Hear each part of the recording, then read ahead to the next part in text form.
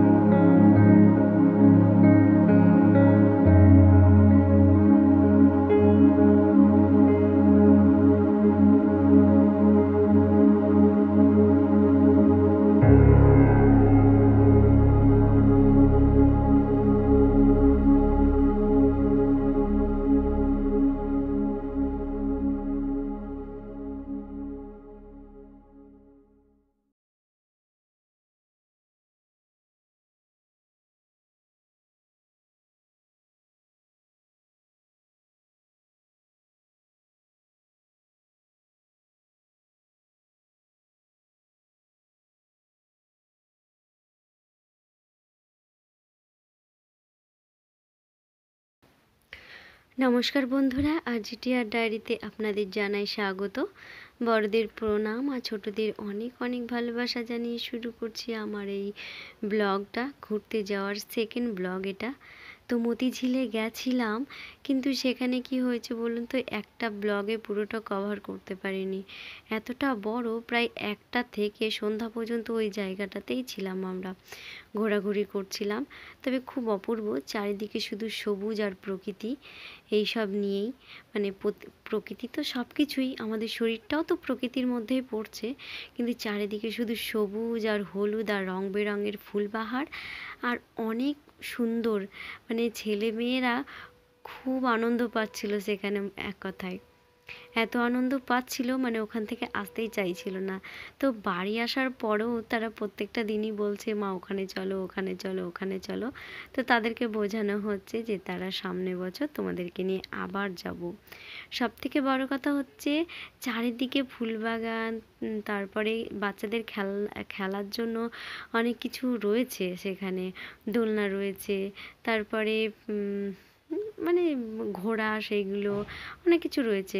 তারপরে ইচ্ছে মতো ছোটাছুটি করতে পারছে, ফাঁকা ফাঁকা জায়গা রয়েছে, সুইমিং পুলের মতো একটা জায়গা রয়েছে, আর মধ্যে মধ্যে তো রাস্তা রয়েছে, আর রং বেরঙের ফুলবাহার সেইগুলো দেখে, আর কাটিং কাটিং করা গাছ, এই যে শস্য বাগান, মানে শস্য লাগিয়েছে এখানে। তো এই শস্যর ফুল এখন থেকে শস্য ধরে গেছে, আর এখানে ঘাট, এটা থেকে নামা যায়। তো এখানে একটা পাহাড়ের মতো, এই জায়গাটাও খুব সুন্দর লাগছে, মনে হচ্ছে না পাহাড়ের ওপর থেকে নামছি। বড় বড় পাথর এখানে রয়েছে, তো খুবই ভালো লাগছিল। আর এগুলো লাল শাকের মতো গাছগুলো দেখতে তো অপূর্ব লাগছে, আর কাটিং করা আছে। আর এখন শীতের শেষ, প্রায় শেষ মুহূর্তটা, সেই কারণে গাছের পাতাগুলো সব খুলে খুলে পড়ছে, তো ভালোই লাগছে।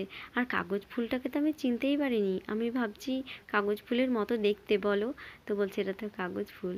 মানে কেউ পুস্ফুটিত হয়েছে, কেউ বা কুড়ি অবস্থায় রয়েছে, সেই কারণে আমি বুঝতে পেরেছিলাম না। তারপরে কাছের থেকে গিয়ে দেখছি তো হ্যাঁ, কাগজ ফুল সত্যি। আর আমরা কটা গাছই বা চিনি বলুন তো, মানে অনেকেই চেনে অবশ্য, কিন্তু আমি খুব কম গাছ চিনি।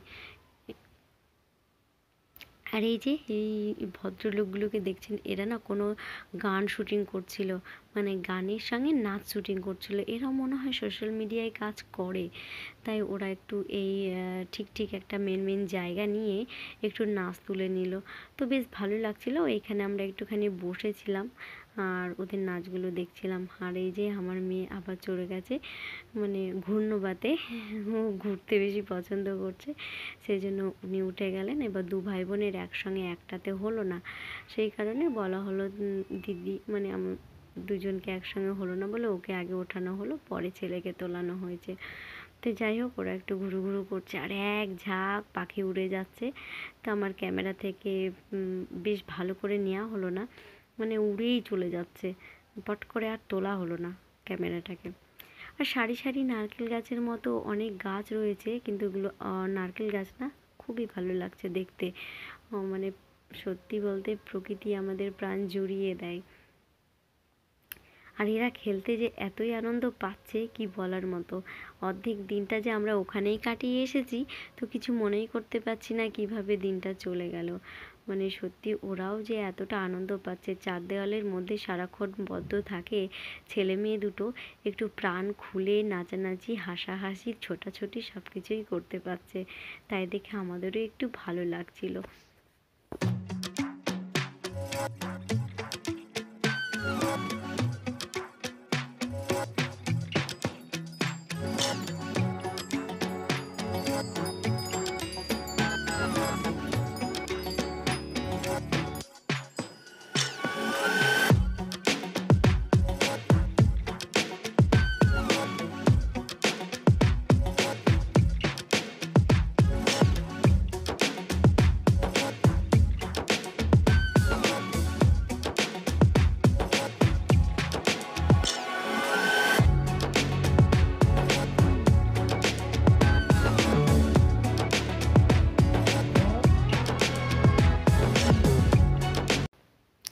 এই জায়গাটা একটা মজার ঘটনা হচ্ছিল, সেটা হচ্ছে এই যে সিঁড়ি দিয়ে উঠে গেল, তারপরে এইখানে হচ্ছে ওই কাঠের পাত করে এটা পিন করে করে এটা দোলনার মতো বানিয়ে এপার থেকে ওপার যাওয়ার সিস্টেম করেছে।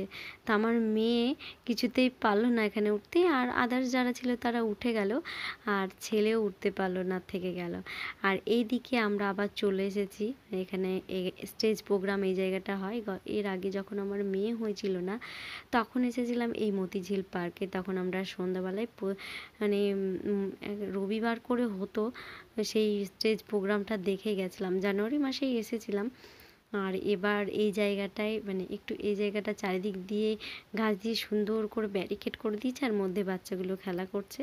তো এখানে একটু মানে বসার সিটের মতো জায়গা রয়েছে, তো আমরা দুজনে বসে আছি, আমরা কর্তামশাই আর আমি, আর ছেলে মেয়েরা দৌড়াদৌড়ি করছে, খেলা করছে, আর যারা যারা সবাই কি কি করছে না করছে সেগুলো আমরা দেখছি। তো সত্যি মানে খুবই ভালো লাগছিল। আর এখানে ওরা ইচ্ছে মতো এই যে দৌড়াদৌড়ি করছে। তো আমার ছেলে না এখানে মানে ও দিদি ডাকছে যে এসো ভাই খেলবে, আর ও ছুটে ছুটে চলে আসছে, মানে ও খেলতে চাইছে না। ও এই এই জায়গাটায় বারবার ওঠাপড়া করছে, সিঁড়ি দিয়ে ওপর দিকে উঠছে, এই শান দিয়ে স্টেজের মতো করা, বারবার ওপর দিকে উঠছে আবার নেমে ওইখানে যাচ্ছে, এরমই করছে।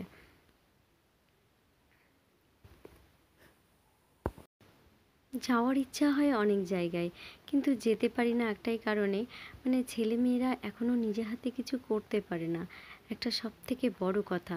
আর আমরা যে ট্রেন ধরে যাব, সেই জন্য একটা টাইমের মধ্যে সব কিছু করতে হবে, সব থেকে বড় কথা। তো আমাদের সেই দিন যেতে প্রচণ্ড হ্যাপা হয়েছিল, কারণ হচ্ছে কি আমরা টাইমে কাজটা করে উঠতে পেরেছিলাম না। এবার যাব, একটা বেলা থাকবো, একটু ছেলে মেয়েকে তো খাইয়ে নিয়ে যেতেই হবে। তো আর ঠান্ডাও পড়েছিল প্রচণ্ড পরিমাণে, তো ওদেরকে একটু খাইয়ে নিয়েছিলাম। খাওয়াতে গিয়ে ট্রেনটাকে মিস করে ফেলিনি, হয়তো গেলে পরে ট্রেনটা পেয়ে যেতাম। তো সেই আর গেলাম না, তো আমরা ভাবলাম কি টেকারে অটোতে চলে যাই। তো বহরমপুর থেকে অটোতে করে গেলাম, এক একজন এক এক রকম কথা বললো। তো গেছি, তো একটু খরচা সাপেক্ষটা বেশি পড়েছে, টাইমটাও বেশি লেগেছে, আর একটু মানে বলতে কি ট্রেনের মতো আরাম নেই। আর এই দিক দিয়ে যেতে সুবিধা, আসার সময় সেটা মেনটেন করে আসা হয়েছে, একটা সুবিধা হয়ে গেছে, কিন্তু যাওয়ার সময় একটু খুব প্রবলেম হয়েছিল। যেমন সময়টাও বেশি লেগেছিল, তারপরে তো আপনার মানে জার্নিটাও বেশি হয়েছিল, আবার খরচটা তো বেশি হয়েই ছিল। তো যাই হোক, খরচের থেকেও মানে শারীরিক পরিশ্রমটা বেশি হয়ে গেছিলো। টোটো থেকে নেমে আবার অটোতে ওঠো, আবার অটোতে, আর অটোতে যা মানে ট্রেনে যদিও বা ভিড় হয় তো মানিয়ে নেওয়া যায়, কিন্তু অটোতে আবার ধরুন ওই টেকারে এই সবগুলো যদি ভিড় হয় তো মানিয়ে নিতে খুব কষ্ট হয়। ওই এরম যাতায়াতই যদি আমাদের হতো অবশ্যই মানিয়ে নিতে পারতাম, কিন্তু আমরা ট্রেনে যাওয়া আসা করে অভ্যস্ত, তো সেই কারণে মনে হচ্ছিলো যে মানিয়ে নিতে পারছি না, এটাই। আর ওটা একটু প্রবলেমটা হয়ে গেছিলো। তো মনে হয় কি ঘুরতে যাব, কিন্তু ছেলে মেয়ের জন্য আবার দুপা পিছিয়ে যায়, এগিয়ে যায় আবার পিছিয়ে যায়, এরম অবস্থা হয়। তো এবার আস্তে আস্তে একটু করে বড় হচ্ছে, একটু একটু করে নিয়ে যেতে হবে, আমাদেরও ঘোরা হবে ওদেরও ঘোরাবে। এতদিন তো কোথাও যায়নি, এবার মানে দূরে কোথাও যাব না, হয়তো চুপচাপ চুপচাপ কাছে কোথাও এরকম ঘুরে বেড়াতে হবে। তো যাই হোক, শীত বলেই, গরমের সময় তো আর সম্ভব না। আর আমার আত্মীয় স্বজনরাও অনেকে বলছে যাওয়ার কথা, তা আমি ওদেরকে না নিয়ে আর কোথাও বেরোবো এরকম চিন্তা ভাবনা করি না, মানে আর ভালো লাগে না। আর এদিকে মেয়েরও প্রচণ্ড চাপ হয়ে যাচ্ছে, মেয়ের পড়াশোনাও শিখছে, ছেলেকেও শেখাতে হচ্ছে, আমার ঘরের কাজকর্ম এসব করতে গিয়ে কোথাও যাবো ভাবছি, তো ভাবছি কি পিছিয়েই যাচ্ছি, মানে এই যেটুকু সময় পাচ্ছি সেটুকুও হচ্ছে না, এরম অবস্থা। তো বন্ধুরা, আজকের মতো ভিডিওটা এখানেই শেষ করছি। আপনারা সুস্থ থাকবেন, ভালো থাকবেন, সাবধানে থাকবেন। আবার দেখা হচ্ছে নতুন কোনো ব্লগের সঙ্গে। টাটা। আর যে যে কাজটাকে পছন্দ করবেন সেই কাজটাকে মন দিয়ে আর ভালোবেসে করতে থাকুন, সফল পাবেন। আজকের জন্য টাটা।